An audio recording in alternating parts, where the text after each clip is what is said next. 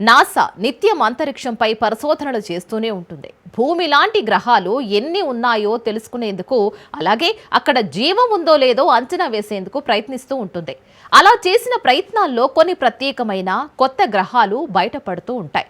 ఇప్పుడు అలాంటి ఒక గ్రహం గురించి మనం చెప్పుకోబోతున్నాం.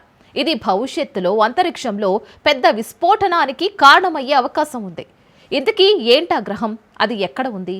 ఎందుకు అది విస్ఫోటనానికి కారణమవుతుంది?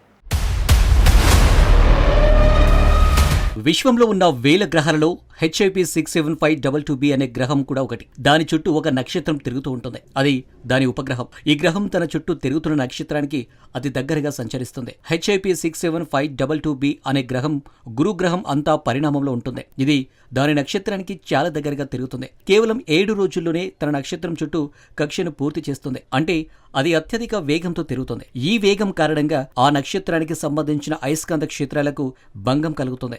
దీనివల్ల ఆ నక్షత్రంపై భయంకరమైన పేలుళ్ల సౌర జ్వాలలు వస్తున్నాయి. ఈ గ్రహం అతి వేగంగా దగ్గరగా తిరగడం వల్ల నక్షత్రం ఉపరితలం తీవ్రమైన ప్రభావం చూపిస్తున్నాయి. దీనివల్ల అక్కడ తీవ్రమైన సౌర జ్వాలలతో పేలులు వంటివి సంభవించే అవకాశం ఉంది. టెలిస్కోప్ ద్వారా నక్షత్రంలో జరుగుతున్న వింత పనుల గురించి నాసా శాస్త్రవేత్తలు గుర్తించారు. ఈ గ్రహం నక్షత్రాన్ని దాటి వెళ్తున్నప్పుడల్లా 15కు పైగా జ్వాలలు, విస్ఫోటనాలు జరుగుతున్నట్టు గుర్తించారు. అయితే ఆ జ్వాలలు భూమి వైపు దిశలోనే కనిపిస్తున్నాయి. అందుకే నాసా శాస్త్రవేత్తలు ఆ గ్రహంపై దృష్టిని సారించారు.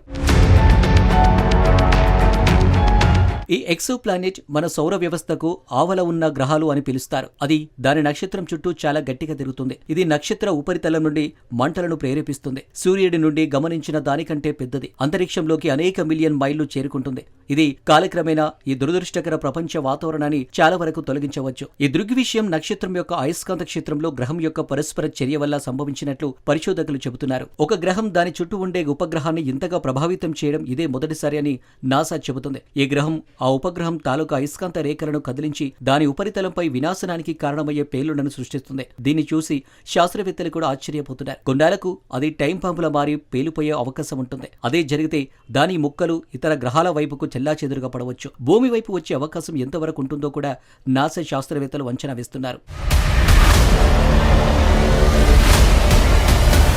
HIP 67522 అని పిలువబడే ఈ నక్షత్రం సూర్యుడి కంటే కొంచెం పెద్దదిగా సెంటారస్ నక్షత్ర రాశిలో భూమి నుండి 407 కాంతి సంవత్సరాల దూరంలో ఉంది. కాంతి సంవత్సరం అంటే కాంతి యొక్క సంవత్సరంలో ప్రయాణించే దూరం 5.9 ట్రిలియన్ మైళ్లు. ఈ నక్షత్రం, గ్రహం, అలాగే ఈ గ్రహ వ్యవస్థలో కనుగొనబడిన రెండవ చిన్న వాయుగ్రహం కూడా ఆచరణాత్మకంగా నవజాత శిశువులే. సూర్యుడు, మన సౌర వ్యవస్థ యొక్క గ్రహాలు దాదాపు 4.5 బిలియన్ సంవత్సరాల వయసు కలిగి ఉండగా ఈ నక్షత్రం దాదాపు 17 బిలియన్ సంవత్సరాల వయసు కలిగి ఉంది. దాని గ్రహాలు కొంచెం చిన్నవి. ఏదైనా గ్రహం లేదా ఉపగ్రహం, నక్షత్రం తాలూకు అయస్కాంత క్షేత్రాలు చాలా శక్తివంతమైనవి. వాటికి అంతరాయం కలిగితే తీవ్ర విస్ఫోటనాలు జరిగే అవకాశం ఉంటుంది.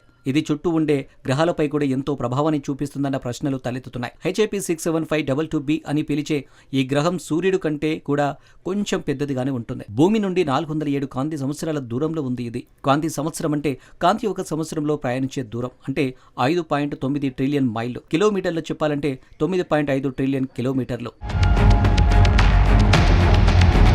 HIP 67522b అని పిలువబడే ఈ గ్రహం మన సౌర వ్యవస్థలో అతిపెద్ద గ్రహమైన బృహస్పతి పరిణామంలో దాదాపు వ్యాసం కలిగి ఉంది. కానీ బృహస్పతి ద్రవ్యరాశిలో 5% మాత్రమే కలిగి ఉంది. ఇది కాటన్ క్యాండీను గుర్తుకు తెస్తుంది. ఇది తెలిసిన అత్యంత ఉబ్బిన ఎక్సో ప్లానెట్లలో ఒకటిగా చేస్తుంది. ఇది మన సౌర వ్యవస్థ యొక్క అంతర్బాహ గ్రహం. బుధుడు సూర్యుని చుట్టూ పరిభ్రమించే దానికంటే 5 రెట్లు దగ్గరగా దాని నక్షత్రానికి కక్షలు తిరుగుతుంది. ఒక కక్షను పూర్తి చేయడానికి కేవలం 7 రోజులు పడుతుంది. ఒక మంట అంటే కరోనా అని పిలువబడే ఒక నక్షత్ర వాతావరణం యొక్క బయటి భాగం నుండి వెలువడే విద్యుదయస్కాంత వికిరణం యొక్క తీవ్రమైన విస్ఫోటనం. కాబట్టి HIP 67522b నక్షత్రం నుండి భారీ మంటలను ఎలా విడుదల చేస్తుంది? అది కక్షలో తిరుగుతున్నప్పుడు అది స్పష్టంగా నక్షత్రం యొక్క అయస్కాంత క్షేత్రంతో సంకర్షణ చెందుతుంది. దాని స్వంత అయస్కాంత క్షేత్రం ద్వారా లేదా బహుశా గ్రహం యొక్క కూర్పులో ఇనుము వంటి వాహక పదార్థం ఉండటం ద్వారా తెలుస్తుంది. ఈ జ్వాలలు వేడికి హైడ్రోజన్, హీలియం ఆధిపత్యం వహించే గ్రహం యొక్క వాతావరణాన్ని పెంచుతాయి. ఈ జ్వాలల ద్వారా దెబ్బతినడం వల్ల వాతావరణం నుండి తేలికైన మూలకాలు పేలిపోతాయి. బహుశా 100 మిలియన్ల సంవత్సరాలలో గ్రహం యొక్క ద్రవ్యరాశి తగ్గుతుంది.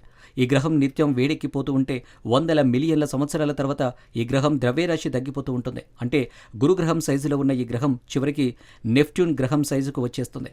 ఆ తర్వాత అది ఎప్పుడైనా పేలిపోవచ్చు. అందుకే దీని టైం బాంబుగా చెబుతున్నారు నాసా శాస్త్రవేత్తలు.